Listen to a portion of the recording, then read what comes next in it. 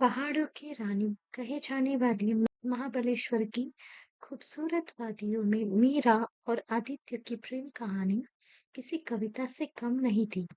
बचपन की नोक-झोंक, फिर गहरी दोस्ती और अंत में प्यार, ये सिलसिला सालों साल चलता रहा। उनकी शादी समारोह किसी उत्सव से कम नहीं था। दूल्हे की बारात जब शहनाई की गूंज के साथ आई, तो आसमान छूने लगा। हसीन नज़ारे, सजी हुई हवेली और ढेर सारी खुशियाँ, मानो किसी ने स्वर्ग को धरती पर उतार दिया हो। शादी के बाद उनकी जिंदगी खुशियों से भर गई। मीरा की जिंदगी आदित्य के इर्द गिर्द घूमती थी। वो आदित्य की एक मुस्कान पर नाच उठती थी और एक आंसू पर परेशान हो जाती थी। उनके प्यार की खुशबू पूरे महाबलेश्वर में फैल चुकी थी। लेकिन ये सिलसिला ज्यादा दिन नहीं चल पाया। एक हादसे ने उनकी खुशियों को छीन लिया।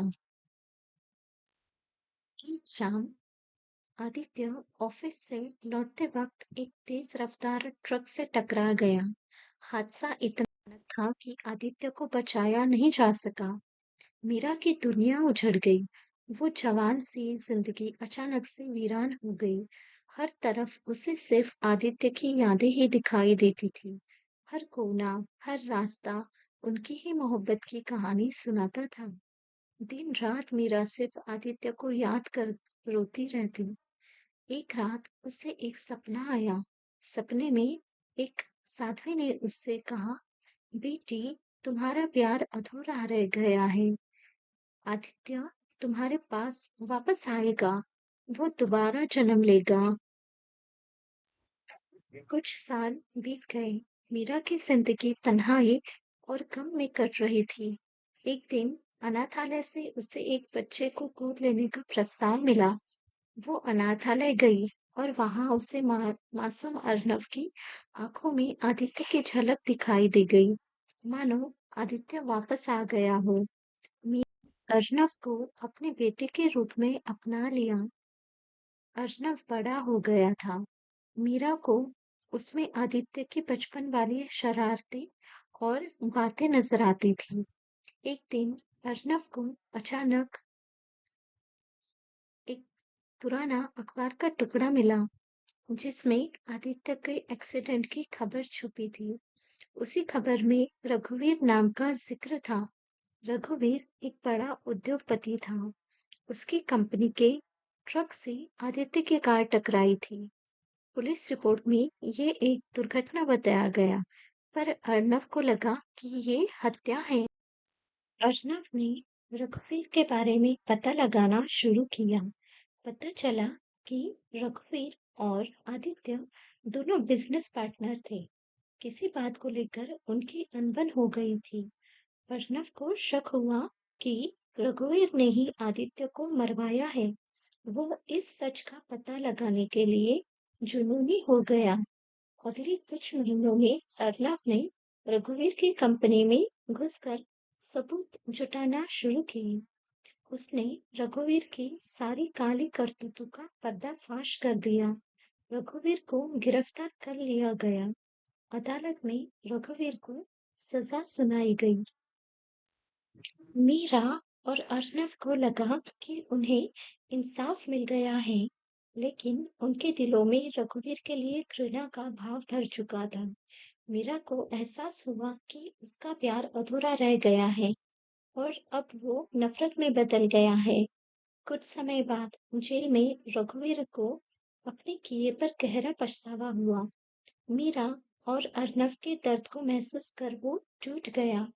उसने जेल अधिकारी से मीरा से मिलने की गुहार लगाई। पहले तो मीरा ने इनकार कर दिया, मगर अर्नव ने उसे जाने के लिए मना लिया। जेल में रघुवीर से मुलाकात के दौरान मीरा में गुस्सा तो था, मगर साथ ही एक अजीब सी शांति भी अनुभव हो रही थी।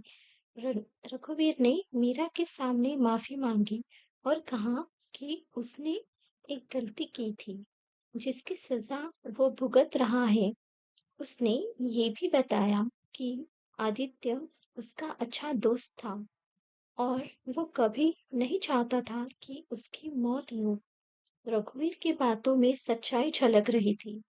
मीरा उलझन में पड़ गई। क्या रघुवीर सच बोल रहा था या फिर ये माफी सिर्फ एक नाटक था? कुछ दिनों बाद जेल के अधिकारी ने मीरा को एक पुरानी डायरी दी। यह रघुवीर की डायरी थी, जिसे उसने जेल में लिखना शुरू किया था। डायरी में रघुवीर ने आदित्य के साथ हुई हर बात को विस्तार से लिखा था। उसने ये भी लिखा था कि कैसे आदित्य को मौत के बाद वो खुद को माफ नहीं कर पाया। डायरी पढ़कर मीरा को यकीन हो गया कि रघुवीर बेगुनाह है, मगर असली गुनहगार कौन था, ये रहस्य अभी भी बना हुआ था। अब मीरा और अर्णव की असली गुनहगार को ढूंढने में जुट गए।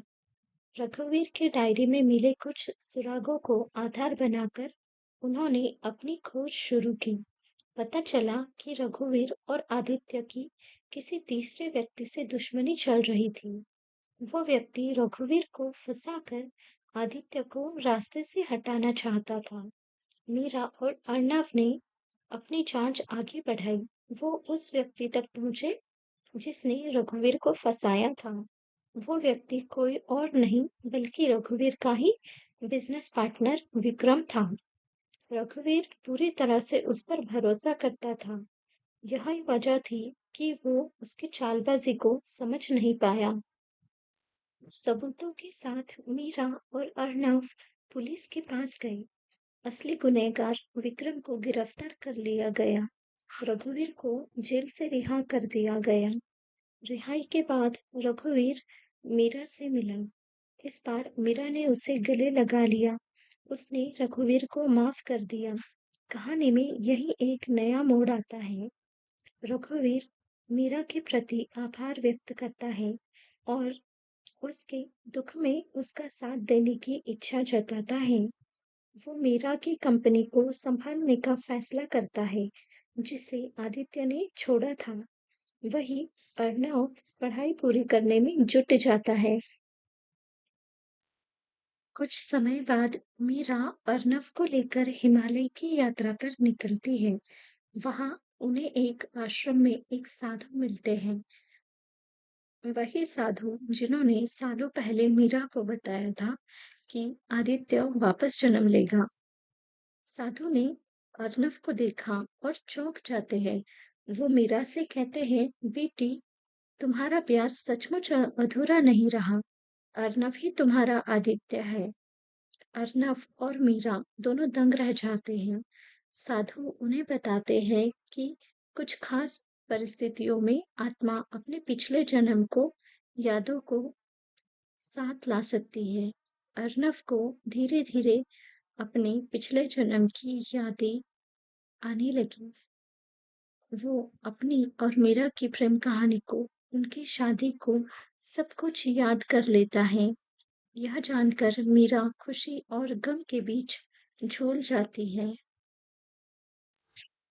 मीरा की आंखों में खुशी के आंसू थे, मगर ये आंसू आदित्य को पा लेने की खुशी के नहीं थे। ये आंसू थे एक अधूरेपन के, एक खोए हुए प्यार के। आदित्य तो वापस आ गया था, पर बेटे के रूप में, पति के रूप में नहीं। रातें कटनी मुश्किल हो गई।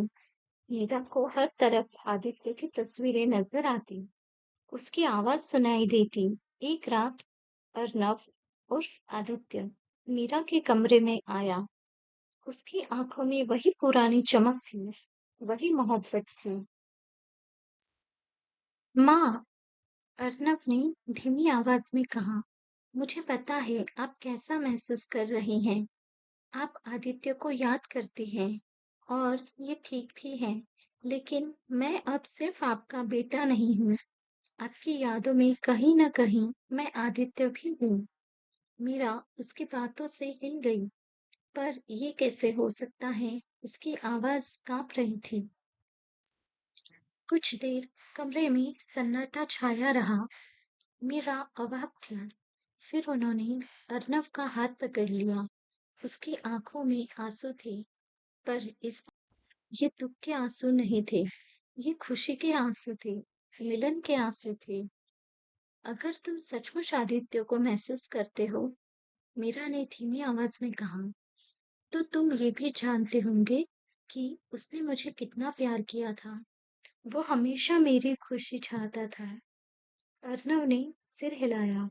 मुझे पता है माँ, और मैं भी यही चाहता हूँ। आप खुश रहे। अगर आप मुझ में आदित्य को देख पाती है, अगर आप खुश रहने के लिए मुझसे ये उम्मीद रखती है, तो मैं। उसने अपनी बात पूरी नहीं की। मीरा ने उसे अपनी बाहों में खींच लिया। उस पल समय रुक सा गया। सालों का इंतजार, अधूरा प्यार, बदले की ज्वाला, सब कुछ उस घर समा गया।